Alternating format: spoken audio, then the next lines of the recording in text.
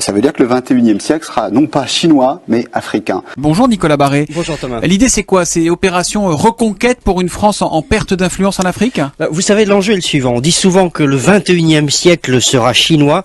En fait, il sera africain. La Chine va bientôt voir sa population culminer, puis vieillir et baisser. L'Afrique, c'est le contraire. De tous ces chiffres, il faut mettre une France qui perd de l'influence en Afrique, Nicolas. Alors, c'est ça, mais c'est en partie de notre faute. Les banques françaises, par exemple, ont beaucoup réduit la voilure, mais ça n'est pas perdu et loin de là. La France reste le pays d'accueil des étudiants africains, et quand on voit le potentiel de croissance du continent, eh bien, il faut surtout maintenir ce flux. Vouloir l'arrêter, c'est vraiment ne rien comprendre au sens de l'histoire. Donc oui, déroulons le tapis rouge. L'Afrique est un formidable réservoir de croissance pour nous. Ne nous trompons pas, le 21e siècle sera africain. L'Afrique, formidable réservoir de croissance, nous dit Nicolas Barré, directeur de la rédaction des Échos. Dans ce match-là, la France n'est pas en avance, mais rien n'est perdu. L'édito Écho revient demain à 8h10 sur Europe 1. Bonne journée, Nicolas. Dans ce match-là, la France n'est pas en avance, mais rien n'est perdu. Est-ce que vous discernez ce qui se joue dans les soubassements de la diplomatie internationale? C'est une compétition qui est engagée, et l'enjeu de cette compétition, c'est l'Afrique. Du fait du Covid-19, vous avez peut-être entendu que l'Europe allait débloquer une aide de 20 milliards d'euros pour l'Afrique, et la France a appelé à l'annulation de la dette africaine.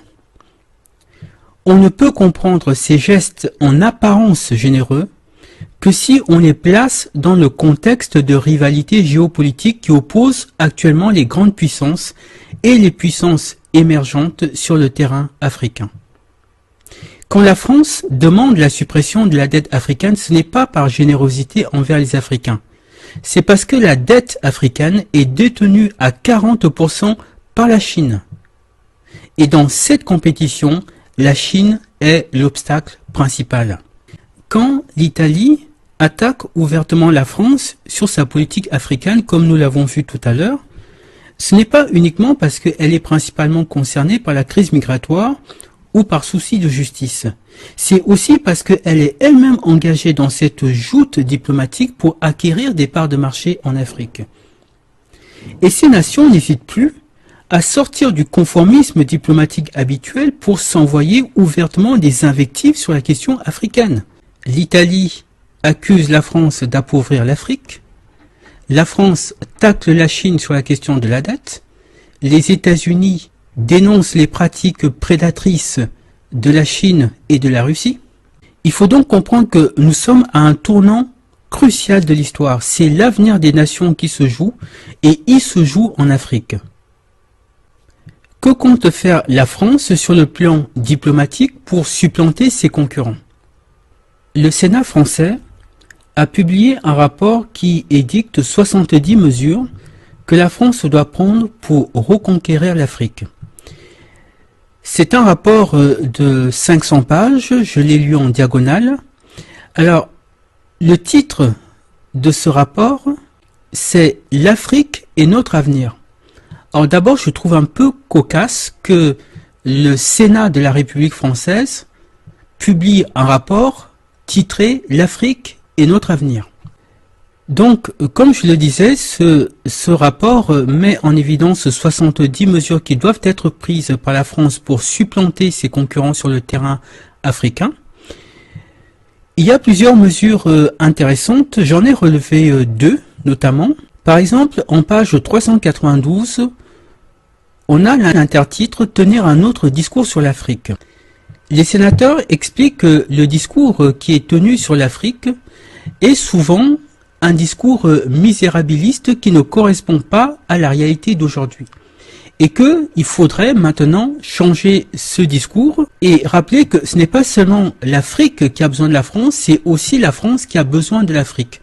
Et que ça doit être maintenant dit. Il s'agit de quitter le vieux récit sur une Afrique du passé et de susciter, selon l'expression plusieurs fois évoquée, un besoin d'Afrique qui soit le pendant d'une demande de France. L'amélioration de l'image et de la connaissance de l'Afrique doit s'inscrire dans le long terme et s'appuyer sur une recherche universitaire de qualité sur l'Afrique. Pour faire face à ces défis, la diplomatie française, en premier lieu, doit pouvoir produire un nouveau discours sur la relation de la France à l'Afrique. Les enquêtes sur l'image de la France en Afrique sur la décennie montrent une dégradation sensible. Donc ils expliquent là que l'image de la France en Afrique est de plus en plus mauvaise, et c'est en partie à cause de la manière dont l'Afrique est souvent présentée dans la société française.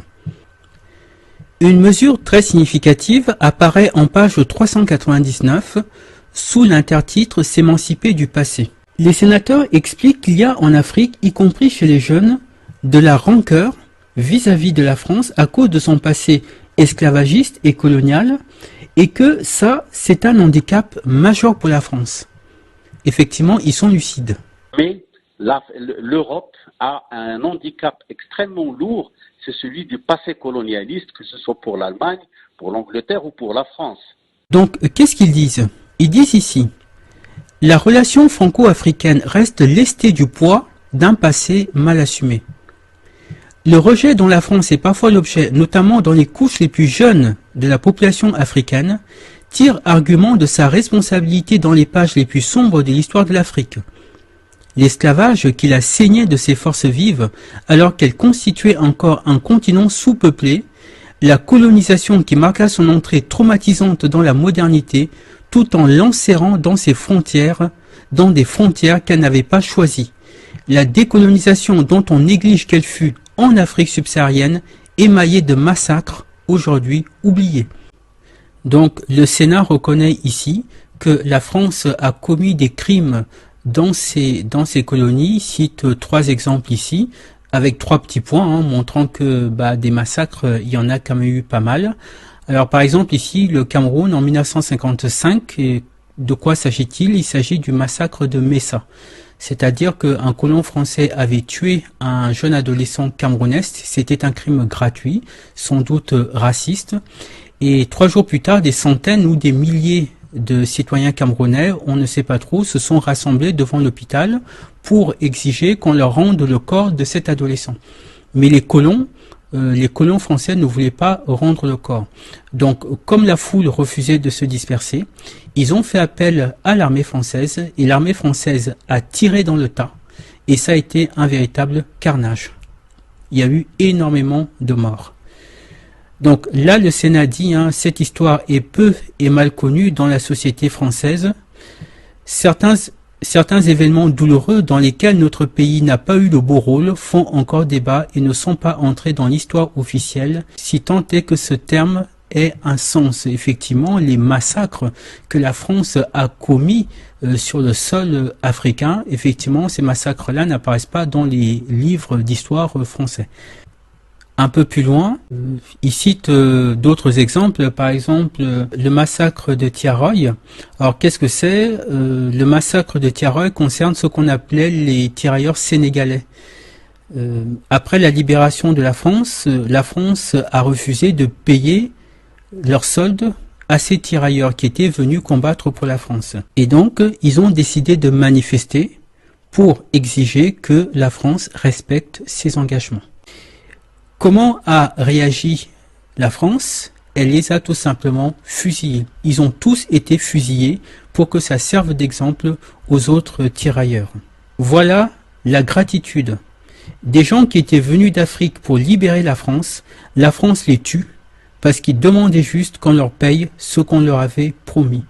Voilà le véritable visage de ce pays qu'on appelle la France, et évidemment ces récits ne se trouvent pas dans les livres d'histoire.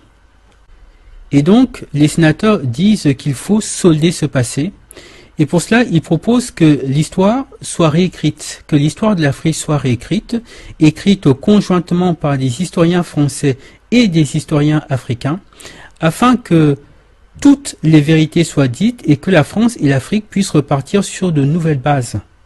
Voilà, ils disent ici par exemple, c'est pourquoi il convient de régler ces contentieux qui empoisonnent la relation et solder le passé par une mise en récit commune de cette histoire partagée.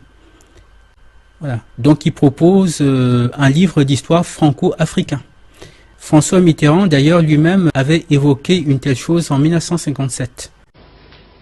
C'est pourquoi je crois que la France, notre pays, malgré d'admirables réalisations, n'a pas su à temps, dans ses institutions et dans sa politique, prévoir et s'adapter. C'est pourquoi je pense que après Genève, Dien Bien Phu, après Carthage, je crois que pour l'Algérie et l'Afrique noire, un sérieux examen de conscience se pose aux Français. Oui, Alors, je précise, est-il besoin de le dire, qu'il n'y a aucune sincérité dans cette proposition. Je rappelle que ce document sénatorial, c'est 70 mesures pour reconquérir l'Afrique. Donc, on est purement ici dans de la stratégie. Évidemment, ils disent qu'il faut ouvrir les archives sur tous ces massacres qui ont été commis afin d'apaiser les mémoires. Mais je rappelle quand même une chose. Les crimes que les Occidentaux ont commis à l'égard des Africains, ça concerne des centaines de millions de morts entre l'esclavage et la colonisation. Pour cela, il ne peut pas y avoir de pardon. C'est impossible. Ces Africains qui ont été tués, c'était des innocents. Quand on parle d'eux, c'est une mention dans l'histoire. En telle année, il y a eu un massacre à tel endroit, mais ces gens, c'était des hommes, des femmes, des enfants, qui avaient un nom, qui avaient un vécu, qui avaient des rêves, qui avaient une âme. Et sous l'esclavage, le crime qu'ils ont commis, c'est d'être noirs. Et sous la colonisation, le crime qu'ils ont commis, c'était de vivre sur un continent dont les Occidentaux enviaient les richesses. Et ces gens n'ont jamais obtenu justice, donc il ne peut pas y avoir de pardon. Ceux qui disent qu'il faut tourner la page du passé, ce sont justement ceux qui sont du côté des bourreaux et qui ont besoin toujours d'exploiter les richesses de ce continent. Et comme ce passé constitue un obstacle pour eux, eh bien, ils disent, bien, il faut oublier, c'est du passé, il faut tourner la page. Mais en réalité, c'est impossible. C'est impossible. Ces gens n'ont pas obtenu justice, donc on ne peut pas pardonner, on ne peut pas tourner la page. Il y a juste l'attente du jugement. Pardonner, ça serait trahir ces âmes sacrifiées. Et l'Africain, avec un A majuscule, ne commettra pas cette infamie. Une deuxième chose, ce document dit que la France et l'Afrique ont besoin l'une de l'autre. Alors, on va être très clair. Les Africains n'ont pas besoin des Occidentaux. Ce sont les Occidentaux qui ont besoin des Africains. L'Afrique est autosuffisante parce que toutes les matières premières de la planète sont en Afrique. Et je peux vous certifier une chose. Si l'Afrique décidait de fermer la porte aux Occidentaux, à tous les Occidentaux, et d'exploiter elle-même ses ressources et de faire du commerce uniquement entre nations africaines, je peux vous certifier qu'en moins de 20 ans, il n'y aurait plus de pauvreté en Afrique. En moins de 20 ans, l'Afrique redeviendrait le continent en or qu'il était avant l'esclavage. Les Africains sont pauvres parce que les richesses de l'Afrique ont toujours été exploitées par les Occidentaux et pour les Occidentaux. Donc, s'ils décidaient de fermer la porte à ces Occidentaux et d'exploiter eux-mêmes leurs richesses, l'histoire de l'Afrique changerait du tout au tout.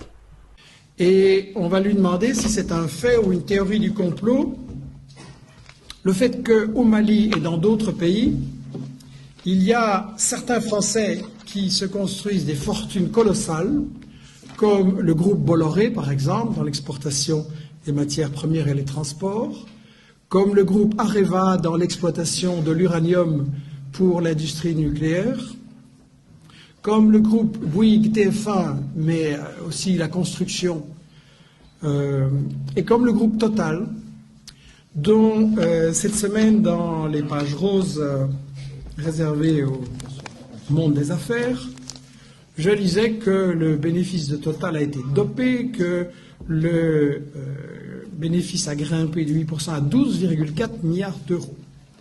Avec 12,4 milliards d'euros, vous comblez sans problème le trou de la sécurité sociale, les retraites, etc. Donc, 12,4 milliards de bénéfices pour Total, et 40% de ce bénéfice se réalise en Afrique. Et là, c'est intéressant de comprendre comment il y a des gens si pauvres et des gens si riches en Afrique ou autour de l'Afrique Et là, c'est le moment de rappeler ce que disait Mitterrand en 1988 pour expliquer sa politique envers l'Afrique. Chaque franc, disait-il, investi au sud rapporte 8 francs au nord. Il faut se rendre à l'évidence, ce sont les pauvres qui financent les riches. Un autre grand comploteur, c'est le célèbre groupe capitaliste d'audit des entreprises et d'analyse des situations économiques, McKinsey. McKinsey déclarant récemment même si le continent africain reste confronté à d'importants problèmes de développement, comme c'est gentil cet euphémisme, le taux du retour sur investissement en Afrique est tout de même le plus élevé au monde. Ça veut dire qu'il y a des gens qui construisent l'essentiel de leur fortune en Afrique et ils gagnent plus en Afrique que n'importe où ailleurs, pendant que les Africains crèvent de faim. Le président Hollande s'inscrit dans la même ligne.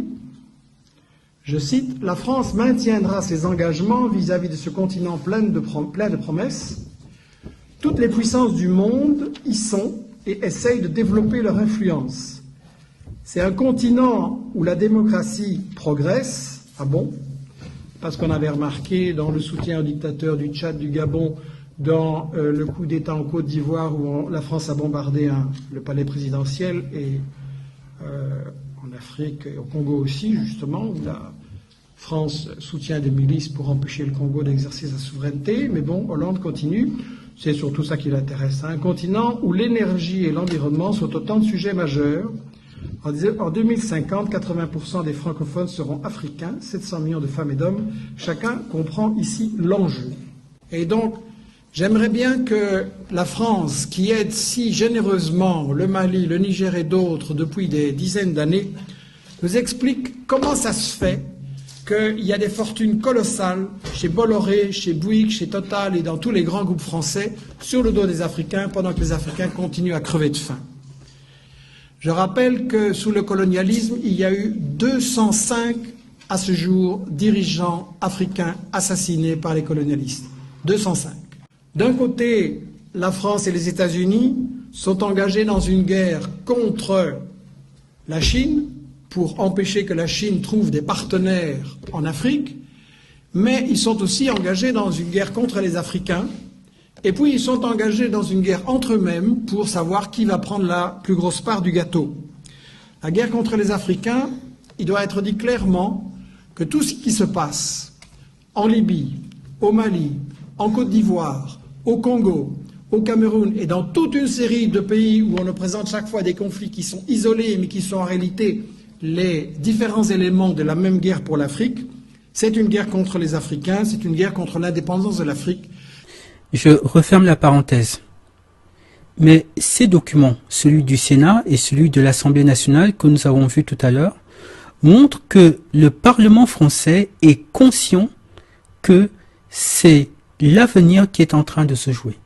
Si la France perd l'Afrique, comme le disait François Mitterrand, elle n'aura pas d'histoire au XXIe siècle. C'est une puissance déclinante, c'est une société vieillissante, et si elle continue à perdre l'Afrique au détriment de la Chine et des autres, elle va tout naturellement, progressivement disparaître. Donc, la compétition se fait sur le plan diplomatique et économique, mais elle commence et de plus en plus à se faire également sur le plan militaire. Toutes ces nations établissent des bases militaires en Afrique sous de faux prétextes et il n'y a jamais eu un tel déploiement d'armées étrangères sur le sol africain depuis la fin de la Seconde Guerre mondiale. Que se passe-t-il ?